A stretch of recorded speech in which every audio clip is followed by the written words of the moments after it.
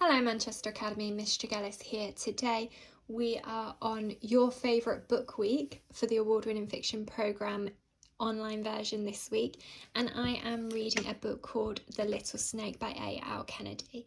As you can see, it's a very small book, so I'm hoping to get through the majority of it in the week, and it is described as a modern day fable. So see what you think.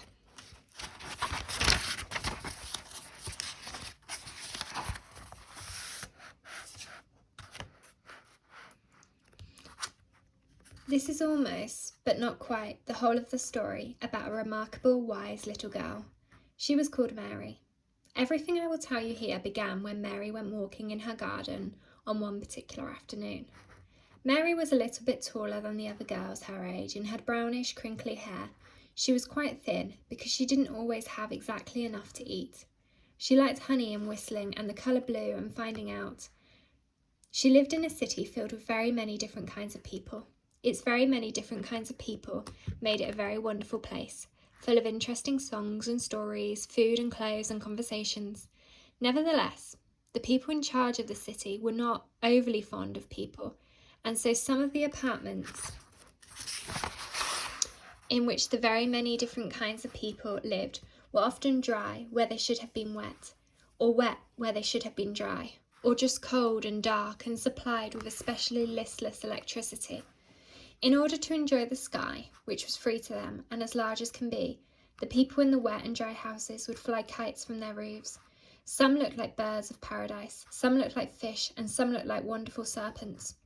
Other houses, like the ones owned by the people who ran the city, were luxurious and stretched into the sky with great towers, much higher than the kites. These apartments contained beautiful pools to swim in or to keep fish, or perhaps vast tanks containing large reptiles like crocodiles and blue iguanas. And they had larders as big as living rooms, and living rooms as big as meadows, and probably meadows in their basements that were as big as small counties with jewelled roller coasters and golf courses made of cake. Mary knew about all this. She knew about all kinds of things and was very clever.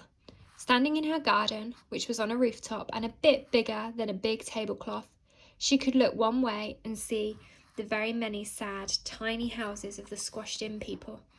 If she looked the other way, she could see the tall, sparkling buildings full of crocodiles and meadows. The building where she lived was only a little bit squashed, and its pipes only leaked on Mondays and Wednesdays and at weekends. And when they did, her mother would put metal basins under the drips, and the metal would ring like small bells, or maybe more exactly like small wet bowels when the water hit them. Mary's flat was just the right size for her mother and her father and herself, which was all there was. Sometimes she wanted a little brother or sister to play with, but then she would remember that a little sister might get jealous of her cleverness, or be interested in ballet dancing, which would be noisy, or wood carving, which would be messy. Mary was sleeping in a bedroom that was supposed to be a store cupboard, and if she had to share it with a sister, then it would seem crowded, and maybe her new sister would snore, or have very long and pokey feet. A little brother might eventually grow up and stop lying in his baby crib, wriggling his fingers, and might want to run about, and their garden was too small for running about. The people who were in charge of the city, and who didn't very much like people, hadn't made many parks for children to play in, or for adults to sit down in and eat ice cream and tell each other how wonderful their children were, or how terrible their children were, depending. Mary thought the people who ran the city probably weren't interested in parks because they could enjoy their own waterfalls and perhaps swim with their own crocodiles and make tree houses and swing in the thick rooftop forests. She could see, if she stared very hard, all the way from her garden up to the shining towers. People who came to visit the city would talk about it in the way that adults do in front of children, saying just what came into their heads and imagining that someone as small as Mary would not be able to understand them or pay attention. They would say, "This city is very interesting, but there are no flowers to smell here, and that makes us tired." Or they would say, "Things here are very expensive, and we cannot afford to buy tickets so that we can hear people sing or listen to music and dance, and we are surprised by the price of large sandwiches." Or else they would say things like, "This city seems to want birds and not people. It is covered in edges and ledges and nooks and crooks for birds to enjoy, and is full of food scraps that are small enough for beaks. It was built by people, but it would prefer birds." And this is often true of cities. They need people to build them, but they prefer birds. This can make them sad places. Mary thought that the visitors should come and have dinner with her parents and sniff in the nice scents of soup, or maybe go and stand in her little garden and smell the roses in it. Or they could talk to the lady in the bread shop, who whistled and hummed while she fed the birds with breadcrumbs, and also fed the people with bread, because she liked both birds and people. Or they could watch the beautiful dancing of the kites. Or they could listen to the gentleman who sang almost all day on Sundays, and who lived across Mary's street, and who wore a vest instead of his shirt in summer. Any sensible and observant visitor would then see that they were in a friendly city, filled with good things and happiness. Mary liked the city and her garden. She could walk across the garden in 6 steps, and walk from its top to its bottom in 8 steps. On some afternoons she would take very tiny paces, and this would allow the garden to seem twice the size and much more beautiful. The grown-ups she explained this to became confused. They would tell her, the garden is the same size, no matter how many paces you squeeze into it. She would tell them, not at all. The longer I take to cross the garden, the larger and more extremely wonderful it becomes, in the same way that the ice cream becomes much more magnificent when you eat it very slowly with a little spoon.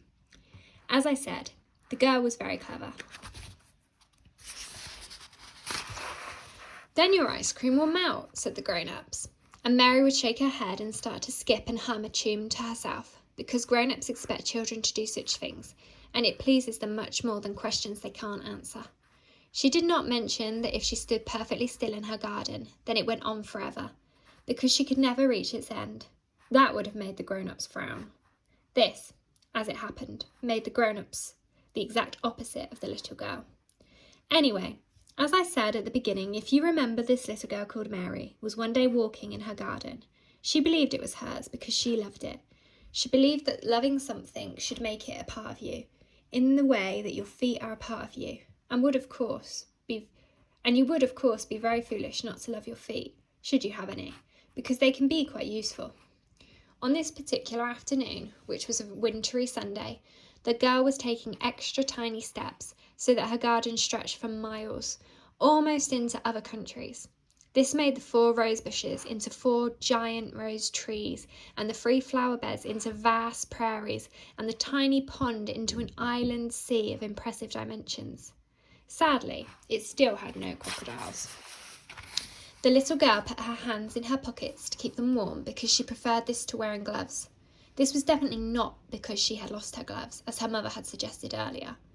The girl also watched her breath appearing in ascending steamy clouds, as if her body were somehow burning the dead leaves from autumn, or perhaps washing a large number of sheets and producing steam like a laundry. She was perfectly absorbed by what she was doing, and so it took a while for her to notice that one of her ankles was feeling slightly unlike the other. When she looked down to her left, she saw that, snugly fitted around her neatly darned woolen stocking, a golden bangle had appeared. There were 2 jewels in the bangle that glittered, and from time to time the bangle itself seemed to shimmer, almost as if it were moving. It was immensely handsome. She knew this because it told her so, because she was very sensible. The little girl had not yet acquired the silly habit of talking only to people, and would happily address objects and animals that seemed to be in need of conversational company. "Good heavens," she said to the bangle, and then, "Where did you come from?" And after that, "Hello." "Hello," replied the bangle. "I am immensely handsome."